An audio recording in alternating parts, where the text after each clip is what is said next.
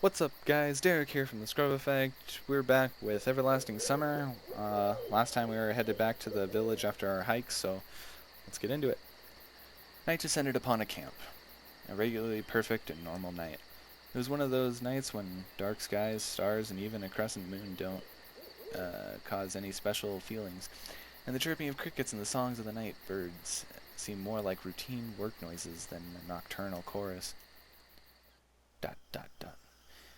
In a few minutes, all the pioneers were lining up in the square.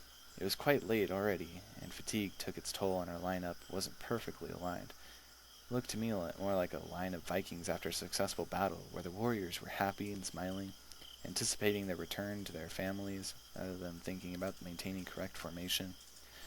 But someone else could possibly see a completely defeated troop, or a bunch of survivors who had marched to their homeland with the last bit of their strength. Thanks, everyone, and now go to sleep. It's late already. Pioneers quickly each ran to their ways, and I was left together with the camp leader. And we should go too. We went in complete silence to Olga's cabin. Okay, let's sleep.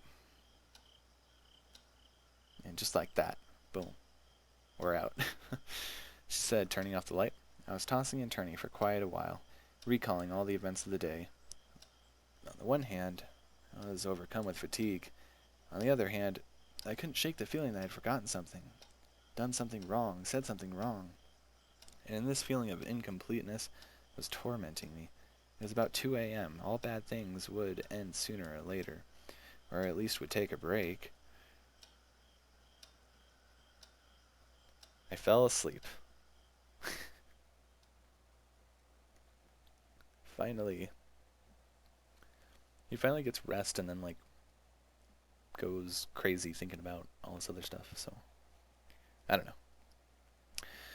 I don't know what time it was when Olga woke me up, but even before opening my eyes, I felt the imminence of death. My whole body ached, I felt dizzy, my mind was clouded by haze. Semyon, wake up immediately or you'll miss breakfast and, more importantly, the lineup.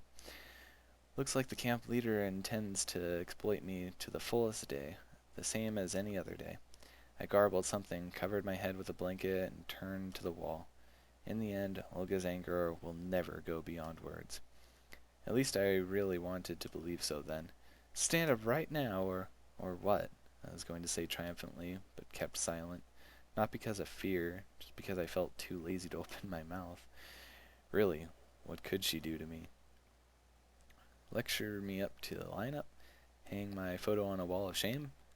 Or use me for inhuman alien experiments? Well, I'm ready for that too. I'm ready for that too. Just let me sleep a couple of hours. Okay, but if you miss the lineup... The door slammed behind the camp leader, and the sleep which had been about to fade claimed my mind again.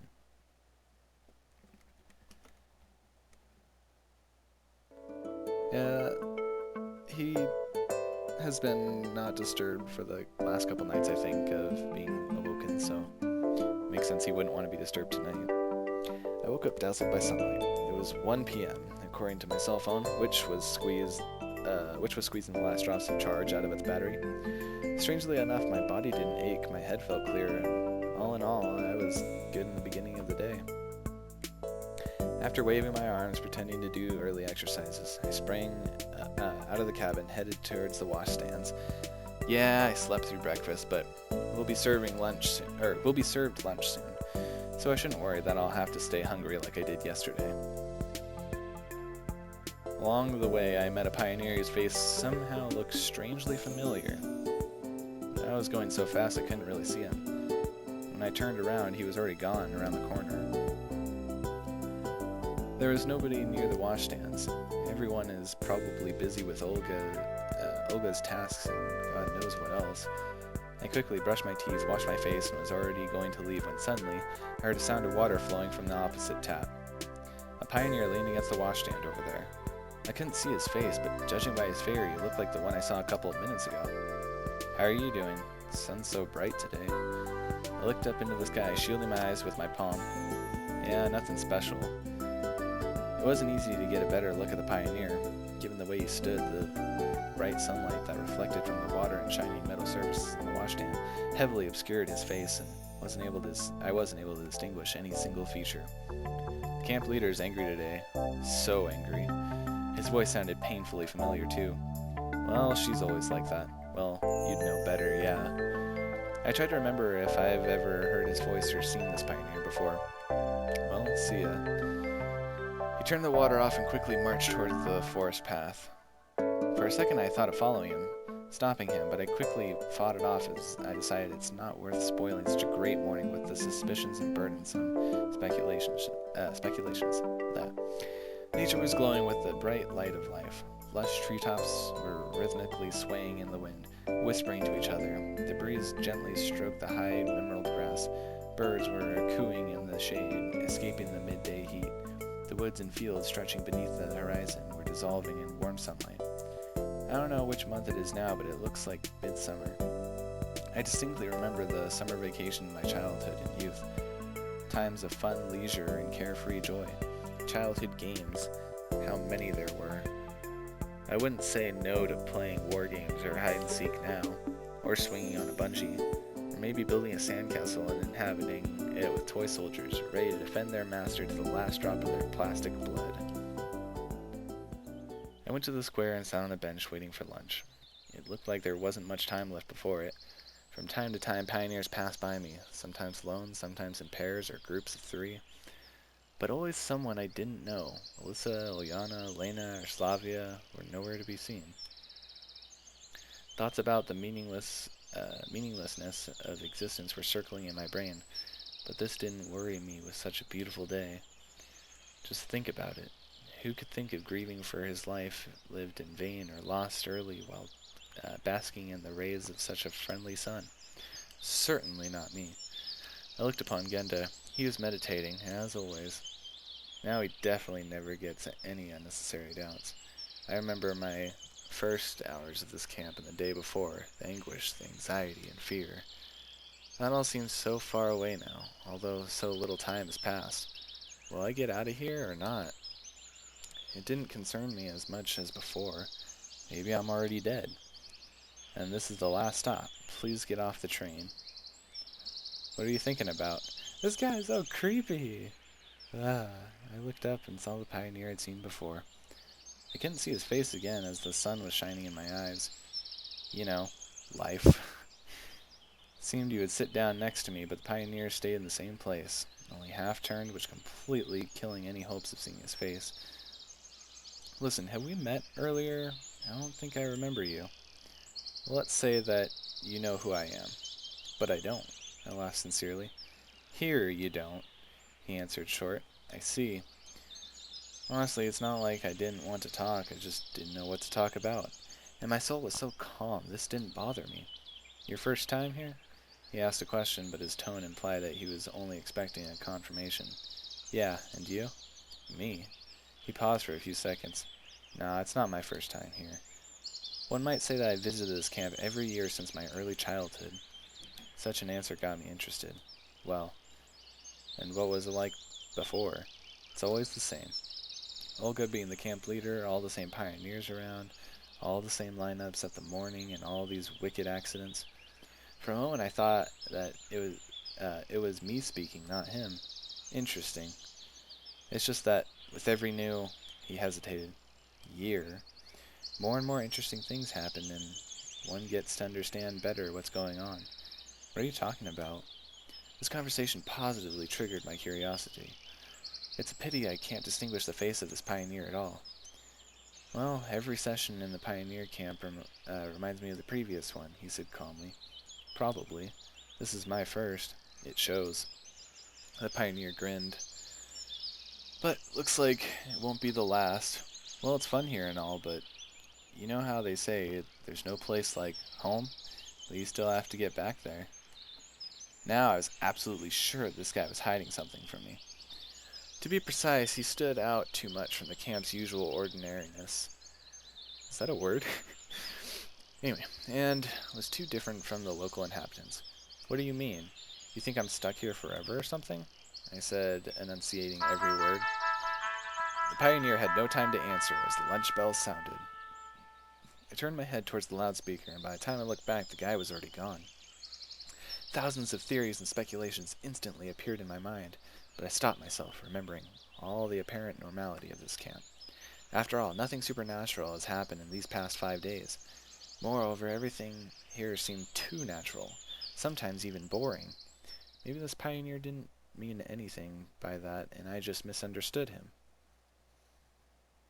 Thinking that, I went to the canteen intending to feast.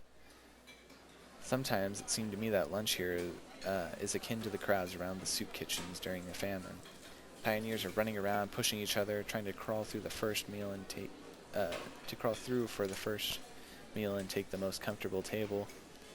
I was calmly standing and patiently waiting for the cook to get to my assigned food rations. For lunch today, we had okrashka, a traditional Russian cold soup, which I didn't really like, and the cutlets with potatoes. I sat in a corner and mentally rejoiced that I'll be able to eat in peace. My table is the farthest from the kitchen. I could reasonably hope that the pioneers who were looking for a free place wouldn't reach it, or would reach it last. However, when I moved to the main course, Slavia, Shurik, and Electronic appeared from the crowd. Can we? I had nothing against their company. Of course. Lunch was going surprisingly calmly. Even Electronic wasn't jabbering as he usually does. I finally finished the meal, sprawled in my chair, and satisfied, clicked my tongue. Listen, do you know this pioneer? I saw him today. You know, I suddenly realized that I don't really know how to describe him. Well, about my height, same constitution. Hard to say from such a description. Slavia smiled. Well, we have half a camp of such guys, if it comes to that. All in all, they were right. Why are you asking? It's just that I met him today, and it seems like I haven't seen him here before. Look in the canteen. I don't think he'll miss lunch. Why didn't I think of that? That's it. Okay, guys, enjoy your meal. I got up and started slowly walking around the rows of tables. Lena and Xenia are sitting over there. I gave them a friendly smile. Alyssa and Ilyana were laughing and arguing about something. Olga, surrounded by pioneers. Good thing she didn't notice me. There are hardly any free seats, but the guy from this morning is nowhere to be seen. The situation is getting more and more interesting. Looks like I won't find him here. Maybe he already had lunch? I headed to the exit. It was so hot outside that it seemed like you would instantly melt after coming out of the shade. I suddenly felt like sleeping. I yawned and headed to the camp leader's cabin in order to follow the domestic interpretation of Archimedes' principle. I'm guessing that's sleep. In the end, Olga is unlikely to return anytime soon. At least I think so. And I'll definitely have a couple of hours to rest. Anyways, I really don't expect any other options to arise, especially in this heat. The heavenly coolness of the cabin became my salvation. I took my clothes off and jumped into bed. Crickets were lazily chirping outside. The wind was shaking the curtains on the window, and I sank into a dream. Ooh, will it be another strawberry dream? Knocking on the door woke me up. The knocks were soft but insistent. I reluctantly got up and went to open it. Strangely, there was nobody on the doorstep. I rubbed my eyes and stepped out to look around. All the same, no one around. A dream, maybe? It was already 4 o'clock. I felt jaded. I probably shouldn't have slept in the afternoon. After all, I knew what was going to happen. I put on my boots, left the cabin, and locked the door. Where shall I go? All in all, there's not much time till dinner. A sudden thought came to me that it would be nice to refresh myself, so I went towards the beach. The sun has passed the midday mark a while ago. It gets dark early here in the south. I squinted and looked up at the flaming disk. Who was that just now? I flinched. The same mysterious guy was standing in front of me, and once again his face was hard to see due to the bright light. For a moment the sun blinded me so I could not see anything besides the faint contours of objects. Are you stalking me? Nope, I was just passing by, he answered calmly. Then you should know better. So you haven't seen anyone? Correct. I rubbed my eyes, but it did not help. Why didn't I see you at lunch? I asked bluntly. I wasn't hungry. He laughed. I blinked a few times and my vision came back, but the pioneer had miraculously disappeared once again. Woo! What the hell's going on here?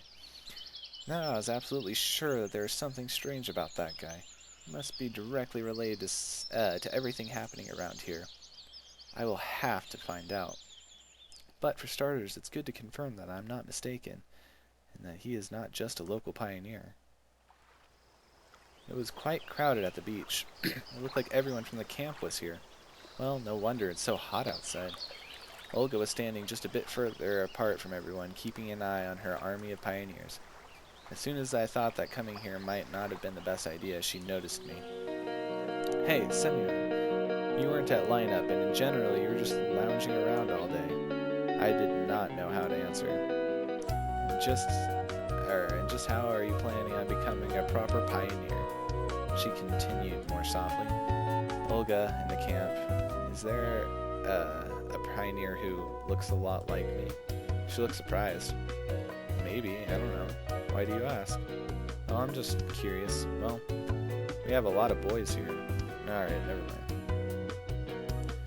Someone's yell came from the river side and Olga rushed in its direction. Well, it looks like I'll be spared a lecture. I lowered myself into the sand and stared at the pioneers playing in the water. After a few minutes sitting there, Olyana approached me. Why so sad? I'm not sad. Well, why are you just sitting here all alone? Just thinking. About what? I decided to spare her my story about the mysterious pioneer. Well, imagine that you're chatting with a weird person and you have to figure out what exactly is so weird about them. Simple. Just ask him. She laughed. Too simple. But he won't answer. How do you know? Have you tried asking? No, but it's obvious. Olyan did not answer. She just sat down next to me and let out a tired sigh.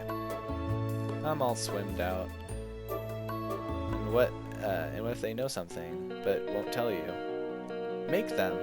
But how? For a bit longer we sat together talking about random things. Then I got up and said goodbye and went away.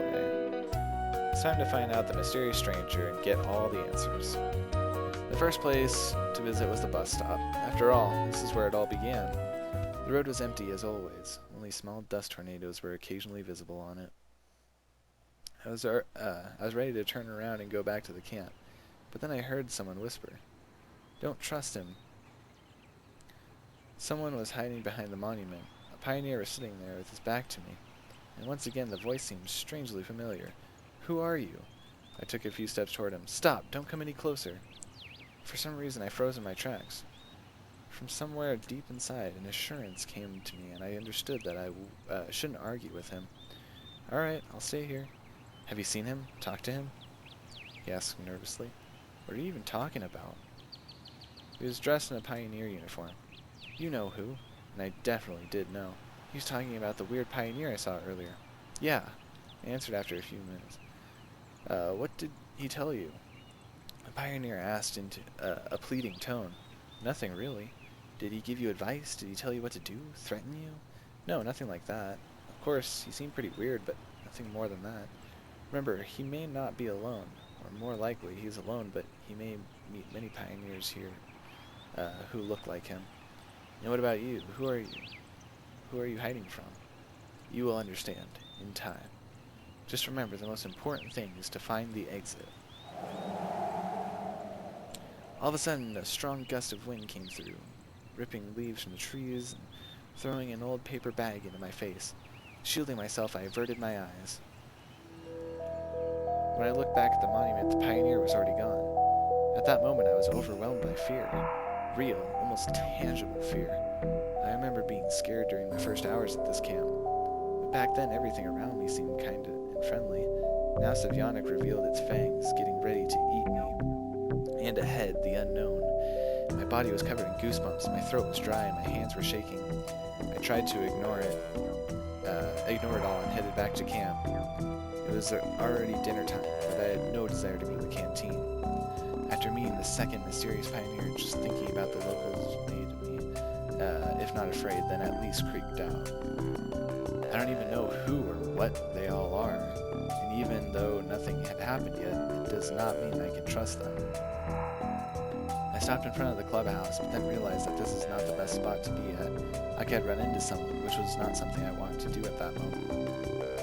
Almost running, I hurried towards the forest and walked a few meters along the path before finally stopping. On one side, the mysterious pioneer. Well, two of them to be precise. And on the other hand, all the other inhabitants of this camp, who seemed absolutely normal. Either way, my decision to stand back or let everything resolve itself was under some serious pressure. At this point, it was clear to me I had to do something on my own. But what exactly? Everyone's probably having dinner, so I have a good chance to make it to Olga's place without being noticed. I decided to first take my clothes that I wore when I arrived here with my cell phone. I won't be able to come up with a solid plan right off the bat, so for the time being I might as well hide in the forest. I leaped up the steps and entered the building. My clothes were right where I left them. My phone was where it was supposed to be, under my pillow. I quickly grabbed it and was ready to stuff it in my pocket, but I noticed something on the screen. The message window was open. The text read, "You're wrong, Semyon. You are so wrong." It felt like my soul had left my body. I froze in the spot. I was shaking and my blood was pumping so hard it felt like my skull was going to burst open from the pressure. It took at least a full minute for me to come to my senses. Olga could have typed in the message, or one of the pioneers. It was easy to figure out how to do it, even if they're not familiar with this technology. But no one besides me should know where I keep the phone. This event was the straw that broke the camel's back. I rushed out of the house, determined never to come back here. Uh-oh. Night fell on the campgrounds. I had been sitting in the woods for a few hours, trembling at every noise. The spot that I chose was far away from the path, so it would be hard to find me. So, I think we just went back to that campfire place, but that's creepy. I was keeping a few plans in my head for the time being. To try and run, to kill every single person in the camp. What? However, on the other hand, one thought chased me, and I realized that I shouldn't behave like this because of some strange pioneer, or even because of that message on the phone. All of this was reinforcing the thought that everything happening here was far from normal. However, there was no proof that anyone in the camp had anything to do with it. I could have stayed here until morning, lost in my own thoughts, but I heard footsteps coming from somewhere nearby. So you decided to escape after all. I turned around, but I couldn't see the pioneer's face in the dark. Nevertheless, I was pretty sure it was him. I wasn't afraid then. More precisely, I was so physically exhausted that I was prepared for any possible course of events, and somehow managed to reason appropriately and maintain the conversation. I wouldn't call this an escape. The answer slowly stretching every word. Huh, and what is it? A tactical retreat. Brilliant. He burst into laughter. Listen, why don't you tell me what's going on? Who are you and what do you want from me? What did that guy tell you at the gate? It seemed that he didn't even hear my question. He told me not to trust you. I lied. But on the other hand, I thought that it was what he meant. Well, that's always the way for him. Running away, hiding. I could hear irritation in his voice. I'm not sure what kind of circus you're running here, but I'm not going to be part of it. Oh, why not? You're the star after all. I couldn't see his face, but I bet he was smiling. Explain my part to me, then. You know, I was like you in the beginning. The first time, everything went peacefully. Then I escaped. I tried to understand what was going on, got mad, and even tortured them to get the truth. He laughed crazily. I shivered. But it was pointless, continued the pioneer after calming down a bit. Pointless. And then I began to notice the lapses. At first, I just heard their voices from a distance, sometimes in my head. Then vague silhouettes appeared. Then they slowly took on physical form. And finally, they stepped into my world. I could touch them, introduce them to other pioneers. And they all were different. Different. Do you get it? Different. He started shouting, and it recurred again and again. You can get used to the loops, but then I learned how to get into their worlds by myself, to interact with others. But it turned out that I'm not alone. There are lots of us. Today you saw at least one more. He fell silent. I didn't know what question to ask, and I didn't want to interrupt his story, so I simply waited. After a minute, he continued. It's not that simple, of course, and it's not always possible. Only under certain circumstances, when you feel strong emotions, for example. I instantly remembered how I saw him the first time, the time when I couldn't feel any emotions at all, including the moments when you feel happy, as if he was reading my thoughts. I see. So you're trying to say that there are several parallel worlds, including the same camp with its inhabitants, where I am replaced by you, or that guy I met at the bus stop? Yeah, something like that. His answer didn't surprise me at all. In the end, it's clear that whatever happens here is beyond the limits of human understanding, and his theory didn't even seem all that unusual. But you said that everything recurs. Yes, recurs. Then what will happen afterwards? You'll start from the very beginning. You'll wake in the bus, come to the camp, meet Olga, the girls, electronic. But if it happens to you, then why should it happen to me as well? It happens to everyone. Once again, he laughed hysterically. And how many loops have you experienced so far? I stopped counting them already. At first, I tried to remember them, though. Maybe a few hundred.